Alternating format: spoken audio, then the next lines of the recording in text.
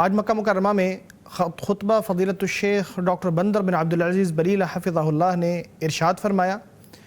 اس خطبے کا موضوع تھا الفت اور محبت۔ آپ نے بات کو یہاں سے شروع کیا کہ انسان کے اوپر اللہ کی بے شمار نعمتیں ہیں، ایسی نعمتیں ہیں جنہیں انسان دیکھ سکتا ہے، ایسی نعمتیں بھی ہیں کہ جو پوشیدہ ہیں اور انسان انہیں دیکھ نہیں سکتا۔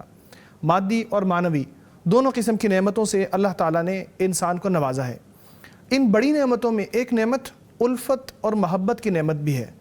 یہ ایسی نعمت ہے کہ جسے اللہ تبارک و تعالیٰ عطا فرمائے تو کسی کو مل جاتی ہے، اور اللہ کسی کو اس سے محروم فرمائے تو کوئی اسے دے نہیں سکتا۔ اس حوالے سے انہوں نے اللہ تعالیٰ کی آیت کوٹ کی کہ وَإِن تَعُدُّوا نِعْمَةَ اللَّهِ لَا تُحْصُوهَا، اللہ کی نعمتوں کو گننا چاہو گے تو گن نہیں سکتے۔ اسی طرح انہوں نے اس آیت کو بھی کوٹ کیا وَأَلَّفَ بَيْنَ قُلُوبِهِمْ، کہ اللہ ہی ہے جس نے لوگوں کے دلوں میں الفت پیدا کر دی ہے اور محبت پیدا کر دی ہے۔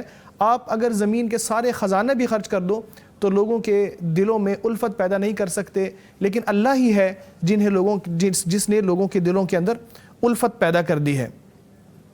پھر آپ نے بتایا کہ الفت ہونا اور محبت ہونا مسلمانوں کی علامت ہے۔ مومن ایسا ہوتا ہے جس کے اندر الفت ہوتی ہے، اور الفت مانوس ہونے کو کہتے ہیں۔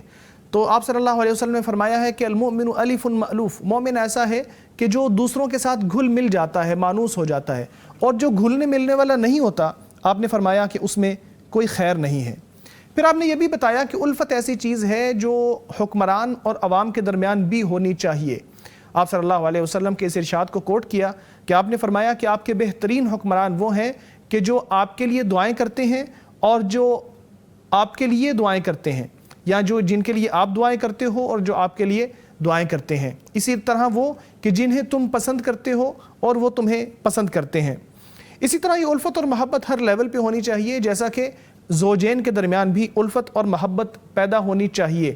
آپ صلی اللہ علیہ وسلم کا اس حوالے سے فرمان ہے کہ کوئی شخص اپنی بیوی کو مکمل طور پر برا نہ سمجھے، کیونکہ اس کی اگر کوئی ایک چیز اسے بری لگتی ہے تو اسے دوسری چیز اچھی بھی تو لگتی ہے۔ اسی طرح انہوں نے بتایا کہ یہ الفت ہمسایوں کے درمیان بھی ہونی چاہیے۔ نبی صلی اللہ علیہ وسلم کا فرمان اس حوالے سے کوٹ کیا کہ آپ صلی اللہ علیہ وسلم نے فرمایا جبریل علیہ السلام مجھے ہمسائے کے بارے میں تاکید کرتے رہے، یہاں تک کہ مجھے گمان ہوا کہ وہ اسے وراثت میں بھی شامل کر دے گا۔ پھر آپ نے یہ بھی بتایا کہ الفت اور محبت اور اچھا تعامل مالک اور کام کرنے والے یا نوکر کے ساتھ بھی کے درمیان بھی ہونا چاہیے۔ آپ صلی اللہ علیہ وسلم کا اس حوالے سے فرمان ہے کہ نوکر کو یا مزدور کو اس کا معاوضہ دے دو اس سے پہلے کہ اس کا پسینہ خشک ہو جائے۔ تو آپ صلی اللہ علیہ وسلم نے اس حوالے سے یہ تلقین فرمائی ہے۔ اسی طرح مومنوں کی مثال بھی ایسی ہی نبی صلی اللہ علیہ وسلم نے بتائی کہ وہ آپس میں بھائی چارے کے ساتھ رہتے ہیں، ان کے درمیان الفت اور محبت موجود ہوتی ہے۔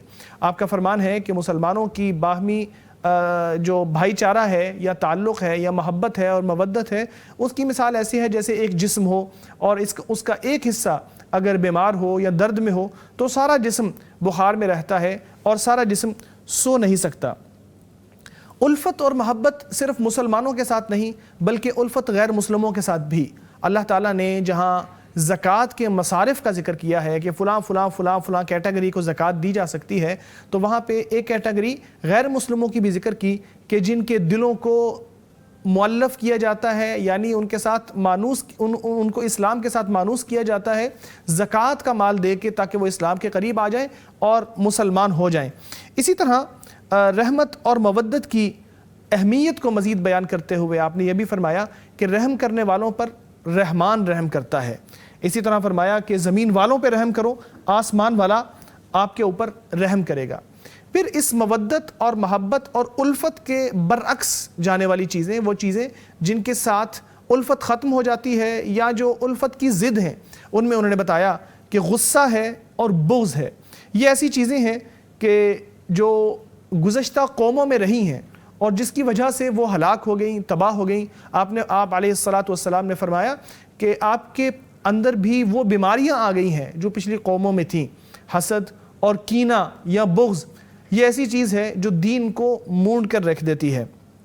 اور پھر آپ نے اپنی دعاؤں سے، مختلف دعاؤں سے اپنے خطبے کو مکمل کیا، جس میں عوام کے لیے، حکمرانوں کے لیے اور خاص طور پہ سعودی عرب کے حکمران کے لیے خصوصی دعا تھی. اس میں انہوں نے کہا کہ ایک عرصہ بیت گیا ہے، تقریباً 10 سال کا عرصہ بیت گیا ہے جب سے وہ سعودی عرب کے بادشاہ بنے ہیں. تو اللہ تعالیٰ سے انہوں نے دعا کی کہ اللہ انہیں مزید صحت والی، تندرستی والی عمر عطا فرمائے اور اسلام اور مسلمانوں کو ان کے ذریعے عزت عطا فرمائے.